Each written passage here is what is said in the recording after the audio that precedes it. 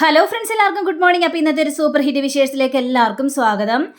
അങ്ങനെ നമ്മുടെ പിങ്കി പറയാണ്, അങ്ങനെ ഇവിടെ ആരോടും നന്ദയെക്കുറിച്ച് പറയണ്ടെന്നൊക്കെ പറഞ്ഞിട്ടുണ്ടെങ്കിൽ ഗൗരിമോൾ ആരാണെന്നുള്ളൊരു ചോദ്യത്തിന് നമുക്ക് ഉത്തരം കൊടുത്താലേ മതിയാവുള്ളൂ. വേണ്ട, ഗൗരിമോൾ ആരാണെന്നുള്ള ചോദ്യം നമ്മൾ ഉത്തരം കൊടുക്കേണ്ട ആവശ്യമില്ല. അങ്ങനെയല്ലല്ലോ ഗൗതം. കാരണം ഇപ്പോൾ നന്ദയുടെ കൂടെയാണ് ഗൗരി ഉള്ളത്. അപ്പം നന്ദയുടെ കുഞ്ഞാണ് ഗൗരി എന്നും ഇവർക്കൊക്കെ അറിയാം. ആ ചോദ്യങ്ങൾ ഉയർന്നു കഴിഞ്ഞിരിക്കുന്നു. അപ്പം നമ്മളതിന് വ്യക്തമായിട്ടുള്ളൊരു ഉത്തരം കൊടുത്തേ മതിയാവുള്ളൂ. ഇത് കേട്ട് കഴിഞ്ഞപ്പോഴേക്കും ഗൗതം ആണെങ്കിൽ ഒന്ന് ആലോചിക്കുക. അതിനുശേഷം ഗൗതം പറയണം, ശരി എങ്കിൽ നമുക്കൊരു കാര്യം പറഞ്ഞേക്കാം. ഗൗരി ദത്തെടുത്ത കുഞ്ഞാണെന്ന് നമുക്ക് അങ്ങോട്ട് പറഞ്ഞേക്കാം. നമ്മളും നന്ദുമോനെ ദത്തെടുത്തല്ലേ, അതേപോലെ തന്നെ അഡോപ്റ്റ് ചെയ്ത കൊച്ചാണ് ഗൗരി മോളെന്നും നമുക്ക് പറയാം. അവരങ്ങനെ വിശ്വസിച്ചോടുന്നേ. അപ്പം പിന്നെ നന്ദയെക്കുറിച്ചുള്ളൊരു ചോദ്യവും വർത്തമാനമൊന്നും ഇവിടെ ഉണ്ടാകില്ല. ഇത് കേട്ട് കഴിഞ്ഞപ്പോഴേക്കും നമ്മുടെ പിങ്കി ചോദിക്കുകയാണ്, ഓ അപ്പോൾ ഗൗതത്തിന് ഇപ്പോഴും നന്ദ തന്നെയാണ് മനസ്സിൽ. കാരണം നന്ദയെ കുത്തി നോവിക്കുന്നത് അത് ഗൗതത്തിന് ഇഷ്ടമല്ല. അതുകൊണ്ടല്ലേ ഗൗതം ഇങ്ങനെയൊക്കെ ഓരോ കഥകളും ഗൗതം ഉണ്ടാക്കുന്നത്. മനസ്സിലായി ഗൗതം, എല്ലാ കാര്യങ്ങളും എനിക്ക് മനസ്സിലായി എന്നും പറഞ്ഞ് പിങ്കി അവിടെ നിന്ന് പോവുക. അപ്പോൾ പിങ്കി പോയി കഴിഞ്ഞപ്പോഴേക്കും ഗൗതത്തിന് എന്തൊക്കെ പറഞ്ഞാലും നന്ദയോട് ഇച്ചിരിയൊക്കെ സ്നേഹമൊക്കെ ഉണ്ട്. പിന്നീട് കാണിക്കുന്നത് മോഹിനിയാണ്. അപ്പം മോഹിനിയാണെങ്കിൽ ഉറഞ്ഞു തുള്ളുകയാണ്. കാരണം നന്ദ വീണ്ടും തിരിച്ചു വന്നിരിക്കുകയാണല്ലോ. അവൾ മരിച്ചുപോയെന്ന് വിശ്വസിച്ചിരുന്ന ഇവരുടെ മുന്നിലേക്കാണ് നന്ദ ഇപ്പം തിരിച്ചു വന്നിരിക്കുന്നത്. ഞാനിത് ഒരിക്കലും സമ്മതിക്കില്ല. ഓ, അവൾ പോയ വഴി അങ്ങോട്ട് പോവായിരുന്നില്ലേ. ഇതിപ്പോൾ മനുഷ്യൻ്റെ സ്വസ്ഥത കളയാൻ വേണ്ടി ഇങ്ങോട്ട് വന്നിരിക്കുകയാണല്ലോ. ഇത് കഴിഞ്ഞപ്പോഴേക്കും മോഹിനിയുടെ ഭർത്താവും ചോദിക്കുക, അല്ല അതിനിപ്പോൾ നമുക്കൊന്നും ചെയ്യാൻ പറ്റില്ല മോഹിനി, അവൾ വന്നെങ്കിൽ വരട്ടെ. ഏതായാലും ഗൗതത്തിൻ്റെ ഭാര്യയല്ലേ നന്ദ. അപ്പം പിന്നെ നമുക്ക് എന്ത് പറയാനായിട്ട് സാധിക്കും? ഇല്ല, നന്ദ ഈ വീട്ടിലേക്ക് തിരിച്ചു വരാൻ പാടില്ല. അത് ഞാൻ സമ്മതിക്കില്ല. അവൾ പോയപ്പോഴേക്കും മനുഷ്യന് സ്വസ്ഥവും സമാധാനത്തോടെ ജീവിക്കാൻ തുടങ്ങിയതേ ഉള്ളൂ. അതിനു മുമ്പ് തന്നെ അവളിങ്ങോട്ട് വന്നിരിക്കുന്നു. അപ്പം പിന്നെ അവളെ വീണ്ടും ഇവിടെ രാജ്ഞിയായിട്ട് വാഴിക്കാന്നോ? അതൊരിക്കലും നടക്കാത്ത കാര്യമാണ്.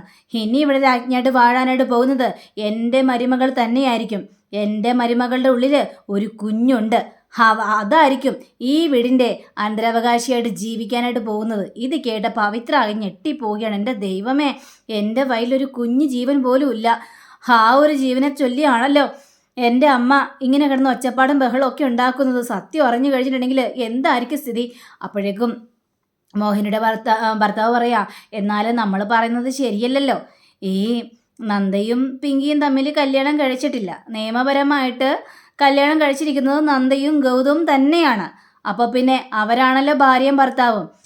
അവൾ ഇവിടെ വന്ന് ചോദ്യങ്ങൾ ഉയർത്തി കഴിഞ്ഞിട്ടുണ്ടെങ്കിൽ നമുക്ക് കയ്യും കെട്ടി നോക്കി നിൽക്കാനേ പറ്റുള്ളൂ മോഹിനി.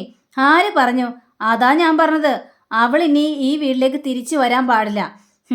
ഏതായാലും ആ ഗൗരി നന്ദയുടെ ദത്തുപുത്രിയാണ്. അവള് ആ കൊച്ചിനായിട്ട് എവിടെയെങ്കിലും പോയി ജീവിക്കട്ടെ. ഈ കുടുംബത്തിലേക്ക് കയറി വരരുത്. അതിന് ഈ മോഹിനി സമ്മതിക്കില്ല. ഏതറ്റം വരെ വേണമെങ്കിലും മോഹിനി പോകുക തന്നെ ചെയ്യും എന്ന് പറയുക. പിന്നീട് കാണിക്കുന്നത് നമ്മുടെ നന്ദുമോനാണെങ്കിൽ ഫോൺ വിളിച്ചോണ്ടിരിക്കുക. ഫോൺ വിളിച്ചിട്ട് കിട്ടുന്നുമില്ല. അപ്പോൾ അരുന്ധതി അമ്മായി വന്നിട്ട്, ആഹാ നന്ദൂട്ടന് ഫോണിൽ തന്നെയാണല്ലോ. ഇതാരെയാ വിളിക്കുന്നത്? ആ, മുത്തശ്ശി ഇവിടെ ഉണ്ടായിരുന്നോ? പിന്നെ അല്ലാതെ, മുത്തശ്ശി വന്നതുപോലും എൻ്റെ നന്ദൂട്ടൻ കണ്ടില്ലല്ലേ? ഇല്ല, ഞാൻ എൻ്റെ ഫ്രണ്ടിനെ വിളിക്കുകയായിരുന്നു. ഏത് ഫ്രണ്ട്? ഗൗരിമോളെ വിളിക്കുകയായിരുന്നു ഞാൻ. അപ്പം ഇത് കേട്ട് കഴിഞ്ഞപ്പോഴേക്കും ഈ തള്ളയ്ക്ക് അതങ്ങോട്ട് തീരെ ഇഷ്ടപ്പെട്ടില്ല. ഓ, എന്തിനാ മോനെ അവരെയൊക്കെ വിളിക്കുന്നത്? മോൻ്റെ ഡോക്ടർ ആൻറ്റിയെയും അതേപോലെ തന്നെ ഗൗരിയെയും ഒന്നും വിളിക്കണ്ട. അവരൊക്കെ നല്ല ആൾക്കാരല്ല. ശരി, ഞാൻ അവരെ വിളിക്കുന്നില്ല. ആ, മിടുക്കൻ. പക്ഷേ മുത്തശ്ശി വേറൊരു കാര്യം ചെയ്യണം. ഡോക്ടർ ആൻറ്റിയെയും ഗൗരിമോളെയും ഇവിടെ കൊണ്ടുവന്ന് താമസിപ്പിക്കാവോ? ആഹാ, അതെന്താ നന്ദമോനെ, മുത്തശ്ശി നീ കളിയാക്കിയതാണോ? മുത്തശ്ശി എന്തിനാ കളിയാക്കുന്നത്? ഞാൻ അവരായിട്ട് ഒരു ബന്ധവും വേണ്ടെന്ന് പറയുമ്പോൾ നന്ദുമോൻ അവരിവിടെ കൂടെ നിന്ന് താമസിപ്പിക്കാനായിട്ട് പറയുന്നോ എന്ന് ചോദിക്കാം. ആ, എൻ്റെ ഫ്രണ്ടാണ് ഗൗരിമോള്. ആ ഗൗരിമോളെ ഞാൻ വിളിക്കും. ഞാൻ ഗൗരിമോളെ വിളിക്കേണ്ടെന്ന് പറയാൻ മുത്തശ്ശി ആരാ? മുത്തശ്ശി എന്തിനാ അങ്ങനെയൊക്കെ കിടന്ന് സംസാരിക്കുന്നത്? ആഹാ, കൊള്ളാലോ. അവരൊക്കെ നല്ലവരല്ല. അതുകൊണ്ട് ഇനി ഏതായാലും നന്ദൂട്ടൻ അവരെ വിളിക്കണ്ട. ആ ഫോൺ ഇങ്ങോട്ട് തന്നെ. എന്തിനാ ഫോൺ ഇങ്ങോട്ട് താ നന്ദുമോനെ. അപ്പോഴാ പിങ്കി വരുന്നത്. അപ്പോൾ ഈ ഇവരാണെങ്കിൽ ഫോൺ അങ്ങോട്ട് തട്ടിപ്പറിച്ച് മേടിച്ചെടുക്കുകയാണ്. എന്തിനാ മുത്തശ്ശി എൻ്റെ ഫോൺ മേടിച്ചത്? അതെ, ഈ ഡോക്ടർ ആൻറ്റിയുടെയും ഫോൺ നമ്പർ അങ്ങോട്ട് കട്ട് ചെയ്ത് കളയാനായിട്ടാ. ആദ്യം ഞാൻ ബ്ലോക്ക് ചെയ്യും, എന്നിട്ട് ഈ ഫോണിൽ നിന്ന് അത് ഡിലീറ്റ് അങ്ങോട്ട് ചെയ്ത് കളയും. പറ, ഇതിൻ്റെ പാസ്വേഡ് എത്രയാണ്? ഞാൻ പറയില്ല. അപ്പോൾ പിങ്കി ഇങ്ങനെ നോക്കി തന്നെ നിൽക്കുകയാണ്. എന്താ എന്താ ഇവിടെ പ്രശ്നം? ദേ ഇത് കണ്ടോ അമ്മേ, ഡോക്ടർ ആൻറ്റി ഇനി വിളിക്കരുതെന്ന് പറയുന്നു. ദേ ഞാൻ വിളിക്കരുതെന്ന് പറയാനായിട്ട് മുത്തശ്ശി എന്തിനാ അങ്ങനെ പറയുന്നത്? മുത്തശ്ശി പറഞ്ഞത് കേട്ടാ പോരെ നന്ദുമോനെ? ഇല്ല, ഞാൻ ഡോക്ടർ ആൻറ്റിയും വിളിക്കും, ഗൗരിമോളെയും വിളിക്കും. ഞാൻ രണ്ടുപേരെയും വിളിക്കും, എനിക്ക് അവരേക്ക് ഇഷ്ടമാണ്. ഇതൊക്കെ കിട്ടിയപ്പോഴേക്കും ദേ നന്ദുമോനെ, നീ പാസ്വേഡ് പറയുന്നുണ്ടോ? ഇല്ല, ഞാൻ പാസ്വേഡ് പറയില്ല. പിങ്കി പാസ്വേഡ് പറ എന്നിങ്ങനെ പറഞ്ഞു കഴിഞ്ഞപ്പോഴേക്കും പിങ്കി ഒന്നും മിണ്ടാതിരിക്കുക. അപ്പോൾ നന്ദുട്ടൻ പറയാ, വേണ്ടമ്മേ പറയല്ലേ കേട്ടോ അമ്മേ, പാസ്വേഡ് പറയല്ലേ. പറഞ്ഞു കഴിഞ്ഞിട്ടുണ്ടെങ്കിൽ മുത്തശ്ശി ഡോക്ടർ ആൻറ്റിയുടെ നമ്പർ ഡിലീറ്റ് ചെയ്ത് കളയും. പറയല്ലേ അമ്മേ. പിങ്കി നിന്നോട് പറയാനാ പറഞ്ഞത്. അങ്ങനെ പിങ്കി 83 എന്ന് പറഞ്ഞു കൊടുക്കുക. അമ്മ ഇനി പറയില്ലേ അമ്മേ, പ്ലീസ് അമ്മേ പറയില്ലേ അമ്മേ എന്ന് പറഞ്ഞുകൊണ്ട് ഈ കൊച്ചു കരയുന്നുണ്ടെങ്കിലും പിങ്കിയുടെ മനസ്സിലെ ആഗ്രഹം നന്ദയുടെ നമ്പർ ഡിലീറ്റ് ചെയ്യണമെന്നും ഈ കൊച്ച് നന്ദയെ വിളിക്കാൻ പാടില്ല എന്നൊക്കെ തന്നെയാണ്. അപ്പോൾ വീണ്ടും പറയാം, പിങ്കി അടുത്ത നമ്പർ പറ. അങ്ങനെ ആ പാസ്വേഡ് പറഞ്ഞു കൊടുക്കുകയാണ്. കണ്ടോ, ഇപ്പം മനസ്സിലായില്ലേ? മുത്തശ്ശി ആ പാസ്വേഡ് കണ്ടെത്തി. ഇനി ഡോക്ടർ ആൻറ്റിന്നോ അല്ലെങ്കിൽ ഗൗരിന്നോ എന്നൊക്കെ പേര് സേവ് ചെയ്തിട്ടുണ്ടാവുമല്ലോ, ആ നമ്പർ നോക്കി ഞാൻ ഡിലീറ്റ് ചെയ്യാനായിട്ട് പോവാ എന്നും പറഞ്ഞ് ഈ അരുന്ധതി അമ്മായി ആണെങ്കിൽ അവിടെ നിന്ന് എണീറ്റ് നേരെ സ്റ്റെയർ കേസ് കയറുക. അപ്പോൾ ഇത് കണ്ടു കഴിഞ്ഞപ്പോഴേക്കും ഈ കൊച്ചു ഓടി ചെല്ലുകയാണ്. അയ്യോ ഡിലീറ്റ് ചെയ്യല്ലേ മുത്തശ്ശി, ഡിലീറ്റ് ചെയ്യല്ലേ മുത്തശ്ശി എന്ന് പറഞ്ഞുകൊണ്ട് ഈ കൊച്ച് പിന്നാലെ ഓടി ചെല്ലുക. ഈ സ്റ്റെയർ കേസിൻ്റെ പകുതി എത്തിക്കഴിഞ്ഞപ്പോഴേക്കും നന്ദു വീട് നന്ദു, ഞാൻ ഡിലീറ്റ് ഇല്ല, ഞാൻ സമ്മതിക്കില്ല, ഡിലീറ്റ് ചെയ്യല്ലേ. അപ്പോൾ ഗൗതം ഓടി വരികയാണ്. എന്താ ഇവിടെ കാണിച്ചു വിടുന്നത്? അപ്പോൾ നമ്മുടെ വെങ്കിയോടെ പറയാണ്, അത് ഗൗതം ദേ വല്യമ്മായി നന്ദയുടെ നമ്പർ ഡിലീറ്റ് ചെയ്യാനായിട്ട് ഫോൺ മേടിച്ചുകൊണ്ട് പോയതാ. അതിൻ്റെ പിന്നാലെ നന്ദു ഓടി. നന്ദു ഇങ്ങോട്ട് ഇറങ്ങ്, നീ വീഴും, നിൻ്റെ കാല് പരിക്ക് പറ്റും എന്നൊക്കെ പറഞ്ഞെങ്കിലും ഈ കൊച്ചു അതൊന്നും വകവയ്ക്കുന്നില്ല. ഇങ്ങനെ അപ്പോൾ രണ്ടുപേരും കൂടെ അവിടെ കിടന്ന് തല്ലു പിടിക്കുക. അപ്പോൾ നമ്മുടെ ഗൗതത്തിന് ആകെ ടെൻഷനായി. ദേ ഇങ്ങോട്ട് ഇറങ്ങി വന്നേ, സ്റ്റെയർ കേസിൻ്റെ മേളിൽ കിടന്നിട്ടാണോ ഇങ്ങനെ കിടന്ന് തല്ല് കൂടുന്നത്? ഇങ്ങോട്ട് ഇറങ്ങി വരാനാ പറഞ്ഞത്. അപ്പോൾ ഈ അരുന്ധതി അമ്മയാണെങ്കിൽ അറിയാതെ ഈ കൊച്ചിനെ പിടിച്ച് തള്ളുക. തള്ളൻ്റെ ആഘാതത്തിലെ കാല് തെന്നി നേരെ താഴത്തേക്ക് അഴിച്ചും കെട്ടി വീഴുകയാണ്. ഇതുകൊണ്ട് എല്ലാവരും ആകെ പേടിച്ച് വരച്ച് പോവുകയാണ്. അയ്യോ നന്ദുമോനെ എന്ന് പറഞ്ഞുകൊണ്ട് ഗൗതം അപ്പം തന്നെ വാരി എടുത്തിട്ട് ഈ കൊച്ചിൻ്റെ ബോധവും പോയി. വാരി എടുത്തിട്ട് ഹോസ്പിറ്റലിലേക്ക് കൊണ്ടുപോയാണ്. ഇത് കണ്ടു കഴിഞ്ഞപ്പോഴേക്കും ഈ അരുന്ധതി അമ്മയ്ക്കാണെങ്കിൽ ആകെ ടെൻഷൻ. നേരെ ഹോസ്പിറ്റലിൽ കൊണ്ട് കിടത്തുകയാണ്. ഡോക്ടർ, എൻ്റെ കുഞ്ഞ് എന്ത് പറ്റി ഡോക്ടർ? ഡോക്ടർ ഒന്ന് വിളിക്കുക, നിങ്ങളൊന്ന് പുറത്ത് പോയേ, ഞാൻ നോക്കട്ടെ. നിങ്ങളോട് പുറത്ത് പോകാനാണ് പറഞ്ഞത്, ഞാൻ നോക്കട്ടെ എന്ന് പറഞ്ഞില്ലേ. അങ്ങനെ ഇവർ പുറത്തേക്ക് പോവുകയാണ്. കൊച്ചിൻ്റെ കാലൊക്കെ എടുത്ത് നോക്കുകയാണ് ഈ ഡോക്ടർമാർ. ഗൗതത്തിനും അതേപോലെ തന്നെ പിങ്കിക്കും ആകെ ടെൻഷൻ തോന്നി. അപ്പോൾ പിങ്കി പറയണത്, ഗൗതം എൻ്റെ കുഞ്ഞ്, ഞാൻ ആ ഫോൺ തിരിച്ചു കൊടുക്കാനായിട്ട് അമ്മായിയോട് പറഞ്ഞാൽ മതിയായിരുന്നു. അങ്ങനെയായിരുന്നെങ്കിൽ എൻ്റെ കൊച്ചിന് ഇതൊന്നും സംഭവിക്കില്ലായിരുന്നു. സാരമില്ല പിങ്കി, അന്ന് നമ്മൾ അറിഞ്ഞുകൊണ്ടല്ലല്ലോ, അങ്ങനെയൊക്കെ സംഭവിച്ചു പോയി. ഏതായാലും അവനൊരു ആപത്തും വരില്ല, നീ സങ്കടപ്പെടാതിരിക്കും പിങ്കി എന്ന് പറഞ്ഞുകൊണ്ട് ഗൗതം പിങ്കിയെ ആശ്വാസപ്പെടുത്തുകയാണ്. പിങ്കിയാണെങ്കിൽ ആകെ കരച്ചിൽ. അങ്ങനെ ഡോക്ടർ വീണ്ടും കാലൊക്കെ നോക്കിക്കൊണ്ടിരിക്കുക. അപ്പോൾ ഡോക്ടർ കുറച്ച് കഴിഞ്ഞപ്പോഴേക്കും പുറത്തേക്ക് വന്നു കഴിഞ്ഞപ്പോഴേക്കും ഗൗതം ചോദിക്കണം, എങ്ങനെയുണ്ട് ഡോക്ടറെ, എങ്ങനെയുണ്ട് എൻ്റെ കൊച്ചിന് എന്ന് ചോദിച്ചു കഴിഞ്ഞപ്പോഴേക്കും ഒന്നുമില്ല എന്നൊക്കെ പറഞ്ഞു കഴിഞ്ഞാൽ അതൊരു കള്ളത്തരയായി പോകും. പ്രശ്നമുണ്ട്. കാരണം ആദ്യം സുഖമില്ലാതിരുന്ന കാലില്ലേ, ആ കാലിൽ ഒന്നും കൂടി ചതവ് പറ്റിയിരിക്കുകയാണ്. അത് നിങ്ങൾ ശരിക്കും ശ്രദ്ധിക്കേണ്ട കാര്യം തന്നെയാണ്, അല്ലെങ്കിൽ അത് ക്രിറ്റിക്കലാവും. സാരമില്ല, പ്രശ്നമാക്കാനില്ല എന്നുള്ള സ്ഥിരം പല്ലവി ഞാനങ്ങൾ ഉപേക്ഷിക്കുന്നു. ഇത് കാര്യമാക്കേണ്ട കാര്യം തന്നെയാണ്, അത് നിങ്ങളൊന്ന് മനസ്സിലാക്കണം.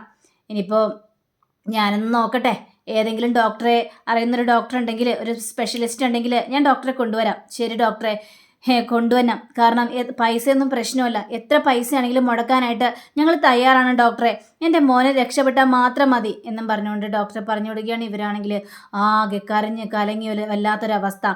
പിന്നീട് കാണിക്കുന്നത് നമ്മുടെ ലക്ഷ്മിയാണ്. അപ്പം ലക്ഷ്മിയാണെങ്കിൽ നന്ദുമോന് ഇങ്ങനൊരു അവസ്ഥ പറ്റിയല്ലോ എന്നൊക്കെ ആലോചിച്ച് ആകെ അങ്ങോട്ടും ഇങ്ങോട്ടും പരക്കമായി നടക്കുക. അപ്പം മോഹിനി വരുന്നുണ്ടെപ്പോഴേക്കും, മോഹിനി എന്തായി മോഹിനി, വിളിച്ചായിരുന്നു അവർ വല്ലതും? കൊച്ചു ഹോസ്പിറ്റലിൽ അഡ്മിറ്റാണ്. എൻ്റെ ദൈവമേ, അവളുടെ പേര് എപ്പോൾ ഉച്ചരിക്കുന്നോ അപ്പോഴൊക്കെ ഇവിടെ പ്രശ്നങ്ങൾ മാത്രമാണ്. ഇപ്പം അത് തന്നെ വല്യമ്മായും പറയുന്നത്. വല്യമ്മായി ആണെങ്കിൽ ആകെ ടെൻഷനിൽ നിൽക്കുകയാണ്. ഏട്ടത്തിക്ക് ആകെ സങ്കടം വന്നിരിക്കുകയാണ്. ഇപ്പോൾ നന്ദയെ തന്നെ കുറ്റപ്പെടുത്തിക്കൊണ്ടിരിക്കുന്നത്. അല്ലെങ്കിലും ഏട്ടത്തി പറയുന്നതിൽ കാര്യമുണ്ടല്ലോ മോഹിനി. നന്ദ ഇല്ലാതിരുന്നു കഴിഞ്ഞപ്പോഴേക്കും ഈ കുടുംബത്തിൽ ശാന്തി സമാധാനമൊക്കെ ഉണ്ടായിരുന്നതാ. അവളുടെ മുഖം എപ്പോൾ കണ്ടോ, അവളുടെ പേര് എപ്പോൾ ഉച്ചരിച്ചോ അന്ന് മുതലുള്ള പ്രശ്നം തുടങ്ങി മോഹിനി. അല്ലെങ്കിൽ ശരിയാണ്, ഇനി നന്ദ വല്ല കൂടോത്രം ചെയ്തോ? അല്ല, ഞാൻ പറഞ്ഞു വരുന്നതേ, നന്ദുമോനാണെങ്കിൽ ഇപ്പോൾ ഡോക്ടർ ആൻറ്റിയെ കാണാതെ ആ കൊച്ചിന് ഇരിക്കാനായിട്ട് പറ്റുന്നില്ല. അപ്പോൾ അതെന്തുകൊണ്ടാ? അത്രയ്ക്ക് അടുപ്പായത് കൊണ്ടല്ലേ? ഒരു ഡോക്ടർ ആൻറ്റിയെ കാണുമ്പോൾ തന്നെ ഏതെങ്കിലും ഒരു കുട്ടി ഇങ്ങനെയൊക്കെ കിടന്ന് കാണിച്ചു കൂട്ടോ എന്നൊക്കെ പറയുക. എന്തായാലും അവൾക്കിട്ടുള്ള പണി കൊടുക്കുന്നുണ്ട് എന്നൊക്കെ ഇങ്ങനെ സംസാരിച്ചുകൊണ്ടിരിക്കുമ്പോൾ പെട്ടെന്ന് ഗൗരിയുടെ കോള് വരിക. ഇത് ലക്ഷ്മി കണ്ടതേ, ആ കൊച്ച വിളിക്കുന്നത്, ഇതാകെ പ്രശ്നമായല്ലോ. അവള് വിളിക്കാൻ കണ്ട സമയം എന്നും പറഞ്ഞുകൊണ്ട് ഫോൺ കട്ടാക്കുക. വീണ്ടും ഗൗരിമോൾ വിളിക്കുക. എൻ്റെ മോഹിനി, ആ കൊച്ചു വീണ്ടും വീണ്ടും വിളിച്ചുകൊണ്ടിരിക്കുകയാണല്ലോ, എടുത്തിട്ട് 2 പറ അങ്ങോട്ട്. അയ്യോ മോഹിനി, എനിക്ക് അങ്ങനെയൊന്നും പറയാനായിട്ട് പറ്റില്ല മോഹിനി, എങ്കിൽ ഇങ്ങോട്ട് താഴെടുത്തി ഞാൻ പറയാം എന്നും പറഞ്ഞുകൊണ്ട് മോഹിനി ഫോൺ മേടിച്ചിട്ട് ചെവിയിൽ വെക്കുകയാണ്. അപ്പോഴേക്കും നമ്മുടെ കൊച്ചു പറയാണ്, എന്താ നന്ദുമോനെ എന്താ ഞാൻ വിളിച്ചിട്ട് ഫോൺ എടുക്കാതിരുന്നത്? എന്നെയും വിളിച്ചില്ലല്ലോ, ഞാൻ വിളിച്ചപ്പോൾ കട്ടാക്കി വിട്ടല്ലോ. എന്താ നന്ദുമോനെ എന്തൊന്നും പറയാത്തത്? നിന്നോട് എന്താടി പറയേണ്ടത്? മേലാൽ നന്ദു കിന്തു എന്നും പറഞ്ഞുകൊണ്ട് ഇങ്ങോട്ട് വിളിച്ചു പോരുത്. അതെന്താ? നിങ്ങൾ ആരാ അത് പറയാനായിട്ട്? ഞാൻ ഭദ്രകാളി എന്നിങ്ങനെ പറയാം. ഭദ്രകാളിയോ? അതെ, എനിക്ക് നന്ദുനോട് സംസാരിക്കണം. ഞാൻ വിളിച്ചില്ലെങ്കിലും നന്ദുമോനെ എന്നെ ഇങ്ങോട്ട് വിളിക്കും. ഞാനേ നന്ദുമോൻ്റെ ഫ്രണ്ടാ. നിനക്ക് വേറെ ഒരു ജോലിയില്ലേ കൊച്ചേ എന്ന് ചോദിച്ചപ്പോഴേക്കും, ഉണ്ടല്ലോ, എൻ്റെ അമ്മയെ നോക്കുന്നുണ്ട് ഞാൻ, പിന്നെ ഇവിടേക്ക് അടിച്ചു വാരും, സ്കൂളിൽ പോകും, അങ്ങനെ കുറേ ജോലികളുണ്ടല്ലോ. എങ്കിലേ അതും ചെയ്തുകൊണ്ടിരുന്നാൽ മതി. നന്ദുമോനെ വിളിച്ചു പോകരുത്. നന്ദുമോനോട് ഇനി സംസാരിക്കാൻ പറ്റില്ല. അത് നിങ്ങൾ പറയേണ്ട കാര്യമില്ല, ഞാൻ സംസാരിക്കും എന്ന് ഈ കൊച്ചു നല്ല തക്ക മറുപടി കൊടുക്കുക. അപ്പോഴാണ് നമ്മുടെ നന്ദ അങ്ങോട്ട് വന്നിട്ട് ചോദിക്കണേ, മോളെ ആരാണ് ഫോണിൽ എന്ന് ചോദിച്ചപ്പോഴേക്കും, ആ ഒരു ഭദ്രകാളി. ഭദ്രകാളിയോ? എന്തൊക്കെയാ മോളെ പറയുന്നത്? ഞാനല്ലാമേ പറഞ്ഞത്. ഫോണിൽ നിന്ന് വെച്ചാൽ ആ ആൻറ്റിയാ പറഞ്ഞത്. ഞാൻ നന്ദുമോനെ വിളിച്ചത്, പക്ഷെ എടുത്തത് വേറെ ഏതൊരു ആൻറ്റിയാ. ഇങ്ങോട്ട് തന്നേ ഫോൺ എന്ന് പറഞ്ഞുകൊണ്ട് നന്ദ എടുത്ത് ചെവി വെക്കുക. ചെവി വെച്ച് കഴിഞ്ഞപ്പോഴേക്കും മോഹനയുടെ സംസാരം കേൾക്കുകയാണ്. കൊച്ചേ, ഞാൻ ഒരു കാര്യം പറഞ്ഞേക്കാം, ഇനിയും നന്ദുമോനെ വിളിച്ചു കഴിഞ്ഞ് ഇവിടെ കിടന്ന് പ്രശ്നം ഉണ്ടാക്കിയാലുണ്ടല്ലോ, നിന്റെ അമ്മ കാരണം ഈ കുടുംബത്ത് എന്തോരം പ്രശ്നങ്ങളുണ്ടായെന്നറിയാവോ? നിന്റെ അമ്മ ഈ കുടുംബത്തിൽ നിന്ന് പോയി കഴിഞ്ഞപ്പോഴേക്കുമാ ഈ കുടുംബത്തിൽ ശാന്തി സമാധാനമൊക്കെ കിട്ടിയത്. മനസ്സിലായോ? അതൊക്കെ എടുത്താനായിട്ട് നോക്കിക്കഴിഞ്ഞാൽ നിന്റെ കണ്ണ് കുത്തി പൊട്ടിക്കും, നിന്റെ ചെവിയിൽ തിളച്ചെണ്ണ ഒഴിക്കും. ഇങ്ങനെയൊക്കെ കൊച്ചിനോടെന്ന രീതിയിൽ ഇങ്ങനെ സംസാരിക്കാം. ഇത് കേട്ടാ നന്ദയ്ക്കാകെ കാലി വരിക. നന്ദയാണെങ്കിൽ ഫോൺ കട്ടാക്കിയാണോ?